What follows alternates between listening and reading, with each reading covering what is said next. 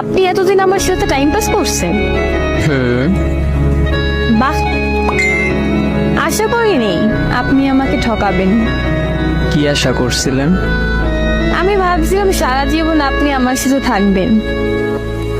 আসলে আমি চাইছিলাম তোমার পাশে থাকতে, কিন্তু পরিস্থিতি থাকতে দেয় নাই। আসলে আপনি আমাকে মন থেকে কখনোই চাননি, যা ছিল সব আবেগ। তোমার মনে হয় তোমার প্রতি সব আবেগ ছিল আমার? মনে হওয়ার কি আছে, নিজে চোখেই দেখছি। অনেক সময় চোখে যা দেখা যায় সব সত্যি হয় না। তা তো দেখলামই। আগামী 10 তারিখ আমার বিয়ে, আর আপনি কিছুই করতে পারলেন না। মাঝখানে একটা দিন পড়ে আছে।